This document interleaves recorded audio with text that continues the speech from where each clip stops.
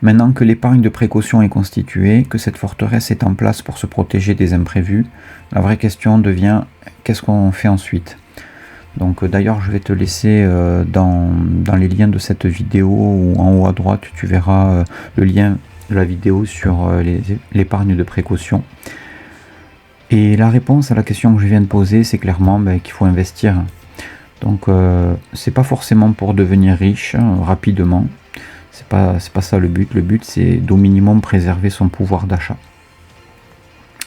Parce que quand on regarde entre les impôts, les taxes et surtout l'inflation, laisser son argent dormir sur son compte courant ou sur son livret A, c'est accepter qu'il perde sa valeur avec le temps qui passe.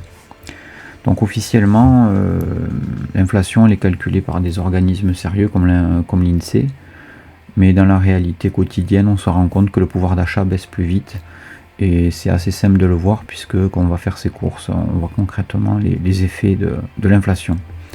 Donc à partir de là, la vraie question c'est pas est-ce qu'il faut investir ou pas investir, la question c'est comment investir intelligemment, avec quel objectif et quel état d'esprit, parce que aussi le mindset est important.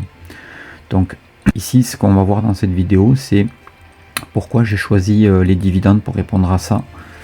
Alors première chose, c'est très simplement un dividende, c'est quoi? C'est une part des bénéfices d'une entreprise qui est versée à ses propriétaires.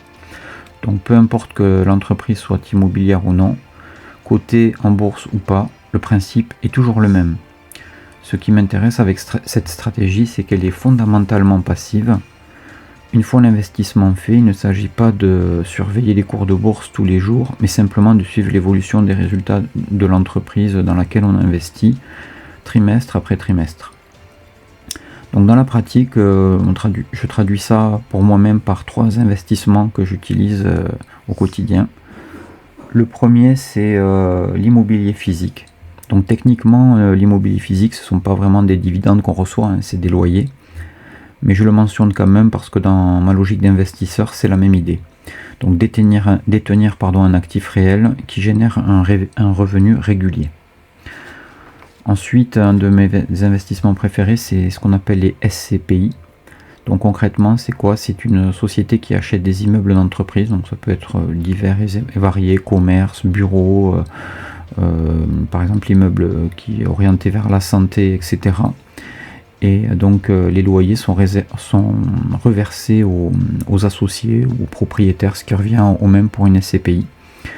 Donc ce qui m'intéresse dans ce type d'investissement, et c'est pour ça que je trouve qu'il est très intéressant, c'est que le gestionnaire qui gère cette SCPI, cette société, s'occupe de quasiment tout, de toute la gestion déjà, ce qui est déjà beaucoup.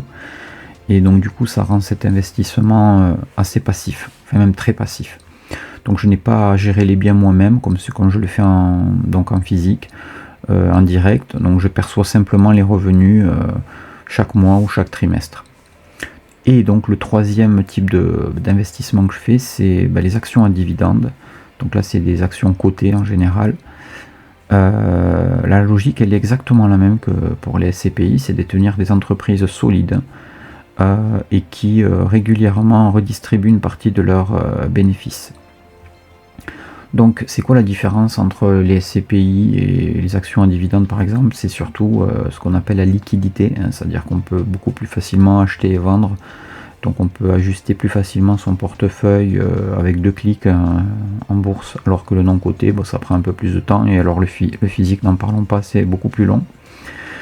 Là aussi mon approche elle reste très simple, je ne fais pas de spéculation, je n'achète pas ou vends tous les jours selon que ça monte ou ça baisse. Je me concentre surtout sur les résultats des entreprises et la pérennité du dividende. Donc j'ai plutôt une approche plus fondamentale que technique, que chartiste, même si je regarde quand même les courbes.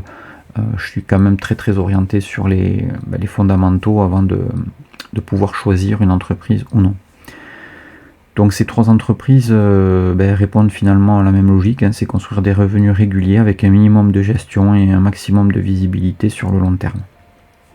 Donc finalement ce que je recherche dans l'investissement, ce n'est pas battre un indice ou de multiplier les opérations, mais c'est de construire des revenus réguliers et durables. L'idée pour moi c'est aussi de ne pas rester passif face à l'inflation, de ne pas attendre que ça se passe et d'espérer que ça ira mieux avec l'État ou je ne sais quel autre organisme d'aide. Donc ça va être de faire face à ces taxes, aux impôts et à l'érosion progressive de mon pouvoir d'achat. Donc investir, c'est une manière d'être proactif aussi, c'est de prendre les choses en main, de prendre le contrôle un peu sur sa vie, sur ses finances, et d'avancer avec plus de sérénité financière sur le long terme. Donc ce n'est pas une approche qui est spectaculaire ou on va dire qui fait du bruit, mais c'est une approche qui me correspond à moi en tout cas, et que je construis progressivement avec le temps. Donc prochaine vidéo, je vais faire un focus plus important sur les SCPI. Donc c'est comme je l'ai déjà dit, un investissement que je recommande beaucoup, que j'aime beaucoup en fait, qui me convient à moi. Donc si cette vidéo t'a plu, tu n'hésites pas à liker, à t'abonner à la chaîne, et je te dis à bientôt pour continuer ce chemin vers plus de liberté financière.